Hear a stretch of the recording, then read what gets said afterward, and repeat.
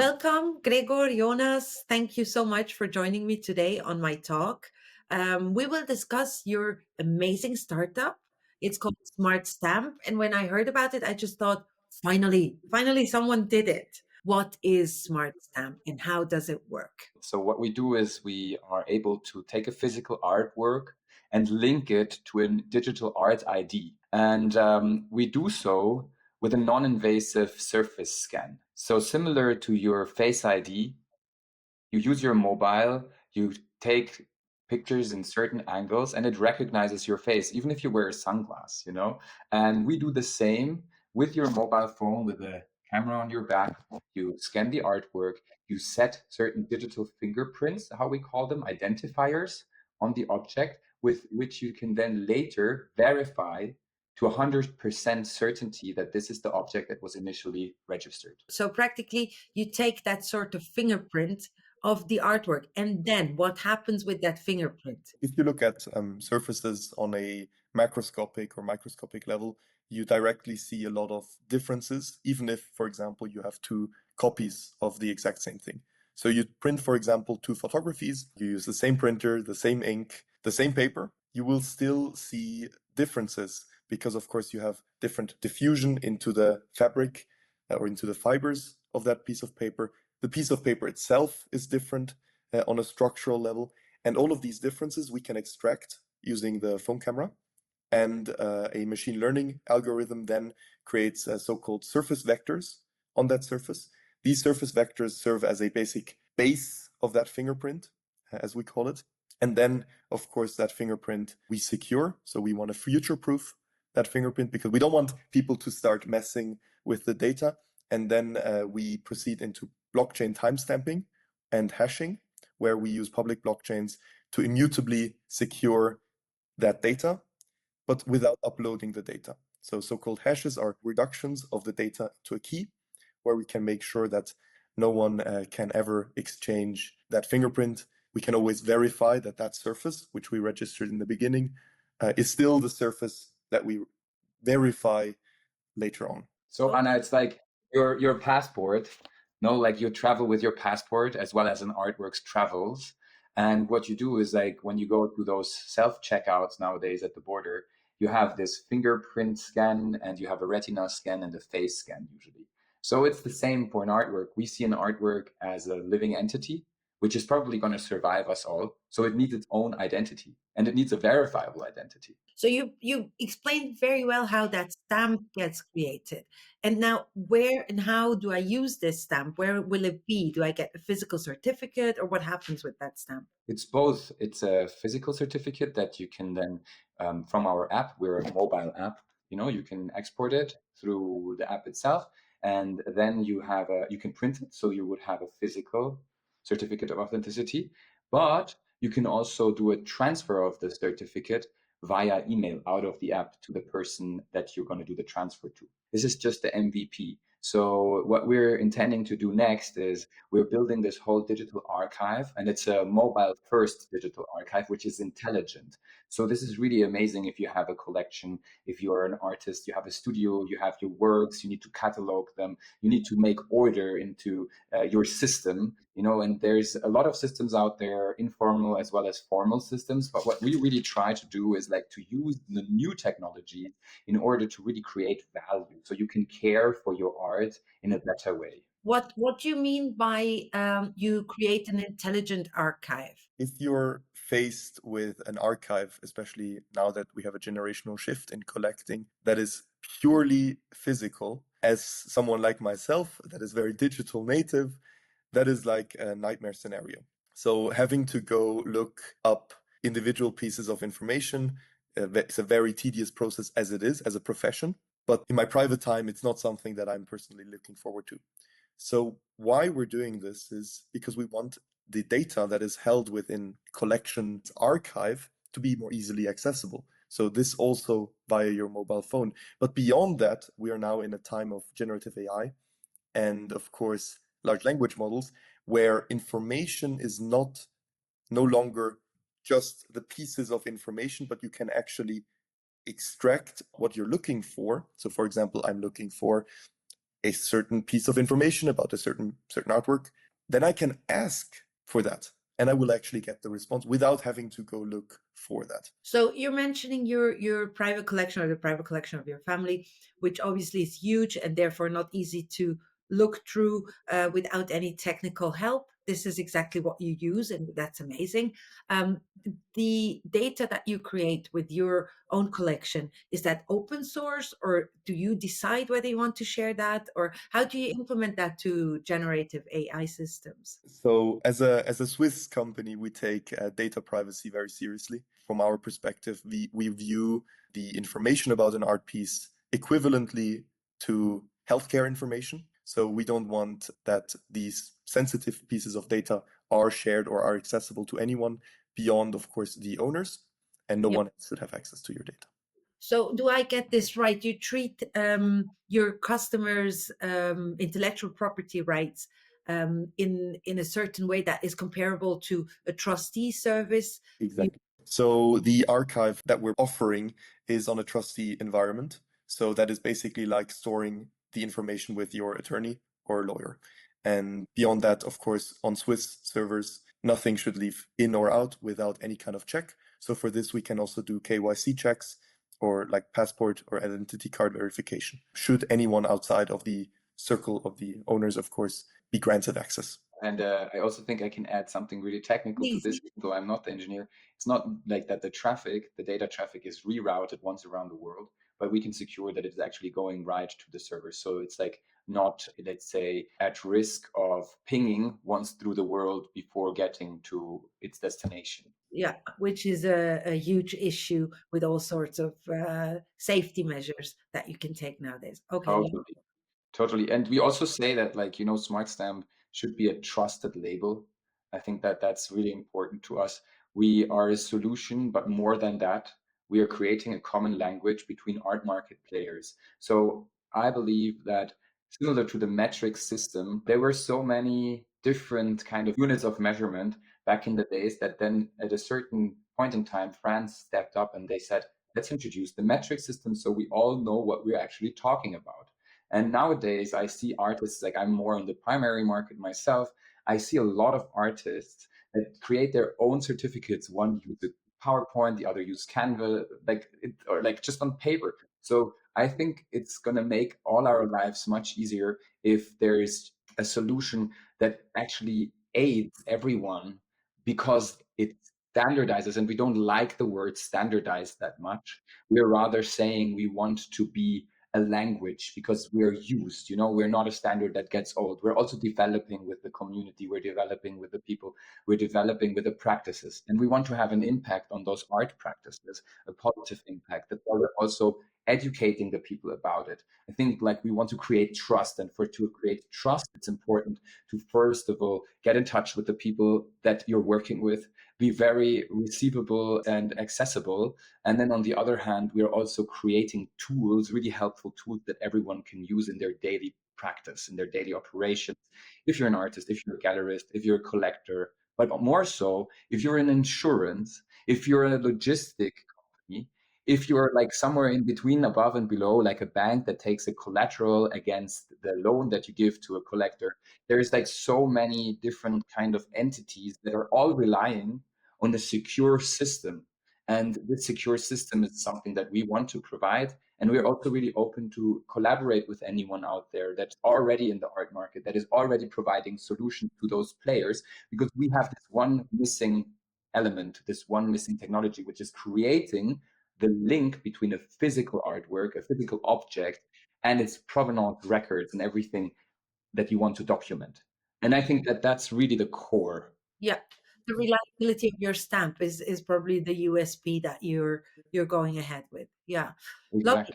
Would you mind to give me a little insight on your backgrounds? I mean, Jonas, I know you, we studied together. You're definitely an art market specialist. I jumped to Gregor to give him the first floor. Give me some background information, Of please. course. So I grew up in an environment that was exposed to the collecting and, of course, storing and maintaining of old masters, restoration, exhibitions. After that, to my personal education, I studied at ETH Zurich my bachelor's degree in material science and engineering, and also my master's degree, which I'm actually currently still enrolled in, also material science and engineering, where of course everything is about surfaces, interfaces, physics, chemistry, biology. And this opened up this world for me where you have the arts, so the creative arts, where you have a lot of materials, different processes, but also dynamic processes over time. So for example, the change of the surface over time, development of cracks, change with humidity, etc. And then, of course, the technological aspect, so new softwares like machine learning, generative AI, etc. And of course, when you merge the two, you start to realize that not only can you link material science directly to software and arts, but you can also change things in the market. And as a material scientist, you always look for flaws to improve a system. And so what I really did was spend a lot of time looking for flaws. We found a few, and so now we're addressing these and trying to solve them structurally. So not only generically, but structurally, so that these flaws no longer cause any problems. Great, wonderful. I mean, you have the exact right education, and you're in the midst of finalizing your master thesis, probably. Maybe I presume your company is part of that, and the other way around, which is amazing. Which is how we got to know each other. Jonas, jump in. I started really my art journey during Corona, when it was really necessary for artists to show their work, and I was able and allowed to build a digital art marketplace for these artists with an online viewing room, so they can have a show, and that totally digital, because nothing else was allowed during that time. And this was an interesting point in time, because I could actually use all my previous experience and knowledge. I did a master's degree in business innovation at University of St. Gallen, then went on to work in the fintech venture building, mainly with blockchain topics, like blockchain as one of the drivers of what we did. So I knew about those technologies, and suddenly I was allowed to enable artists and people that were really scrutinized due to the circumstances that we were all facing during those times.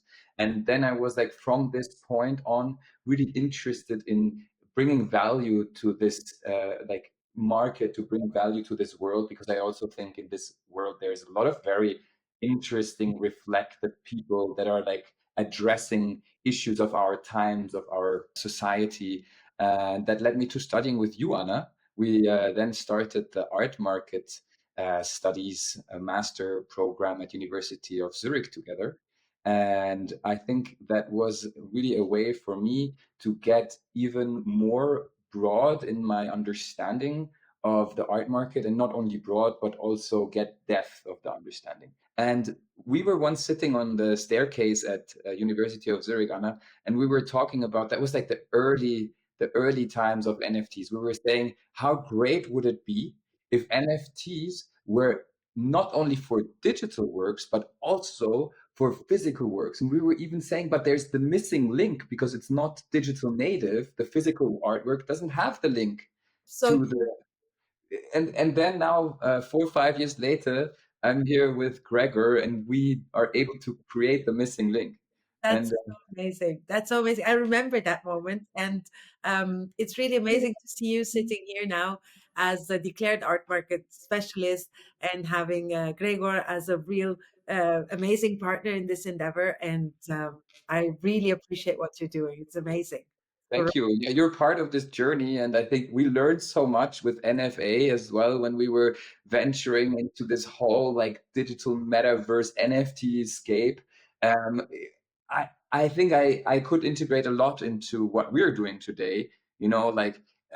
It's also very complex. You have to understand the current trends and technologies, but on the other hand, also understand like the traditional world of artists, or in our case back then, architects, which are creating something, and they need to protect it, or they need to make it more transferable. They need to do it accessible for others, and to create trust. but what is actually for you is something that you can trust and that you can rely on, where you have access to the information, where you have access to the people, where you have access to like educating yourself about what you're getting invested in, because it's not only money, it's your personal investment. No, like you're engaging with something. Absolutely. I agree. I mean, yeah, you're back into a new startup. That's that's a great thing. As a startup, you need a certain financing. We're talking about venture capital, all sorts of financing models. How does your company finance itself, and what is an expected ROI that you could refer to at this stage? I know it's difficult to discuss that, but what is the timeline as well that you calculate with to really fly? So we're at the moment bootstrapping with our holding company. I think that's also something interesting to mention. We're playing in an ecosystem here. Our mother company is also giving us not only funding, but a whole, let's say, infrastructure that also the people that use us, that use our solution, can rely on in the future. So we are not going to fail, but in case we're going to fail, your data is secure because there's also other interests in this whole domain, in this whole ecosystem, that's going to keep it alive. Our sister company, for instance, Origin Stamp, is using the same technology for the luxury goods industry market. They're like also using these trusted solutions that we're using in this partnership ecosystem.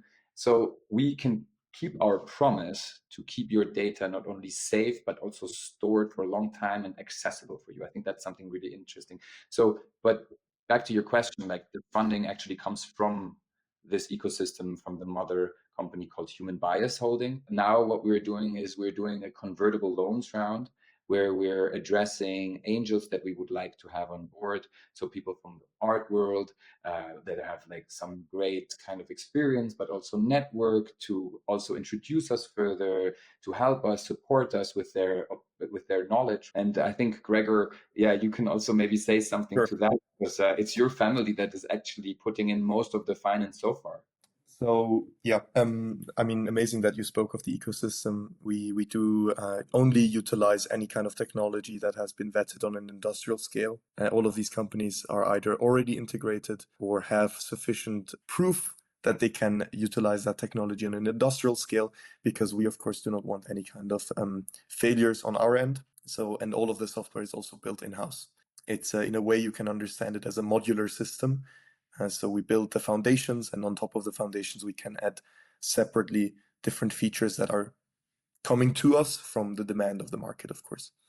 And to the convertible loan round, this is a unique opportunity. In a way, we've had a few very, very strong supporters along these first few months, and people such as them, and of course, other interesting people that can help us in the long run, that can support us. We want to have part of the team. What better way than to offer an attractive convertible loan that will convert at the next round, which would then, of course, be a seed round at a 20% discount. So you mentioned an ROI. That would be a direct ROI for the next, for the seed round. We're planning to, of course, then go into a more of the corporate or institutional investors, such as venture capital, etc. Smart. And That's exactly it. Bring in people who have an interest in a proper interest in your company and in the technology that you're creating. Absolutely, it does make sense. What is the smallest ticket that one needs to bring? That would be 45,000 Swiss francs. Okay, I thought you might come with $1,000, but 45. Okay, okay, good to know. Good to know. for that, you also get a substantial return. You know, like in the next 3 months, you will have had an ROI of 20%, and it converts into real shares.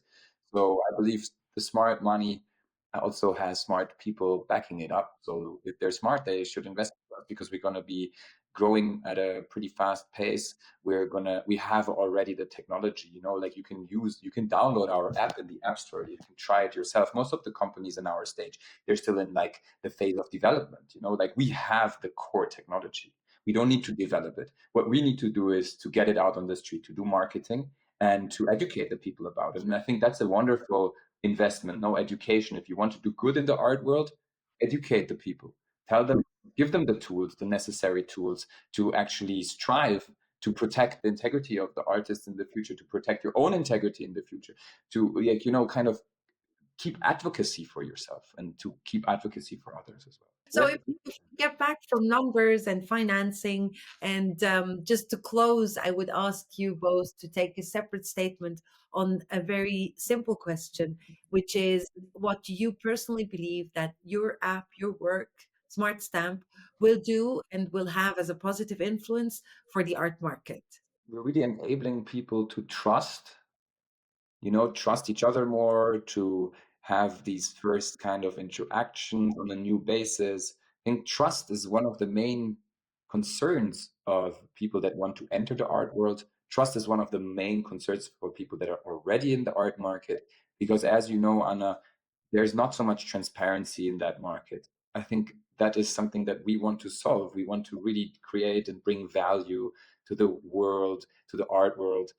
We want to have people value their art with our technology and value each other with using this technology to create more trust in the end. For me, if I can carry on from Jonas's, I'll keep it very simple. We want to create the common language. So the main issue amongst the art market players is communication. There's no secure way to communicate. So it's like using the internet, but not having HTTPS in a way. And beyond that, of course, we also listen to the problems or listen to the issues. So we can provide the architecture.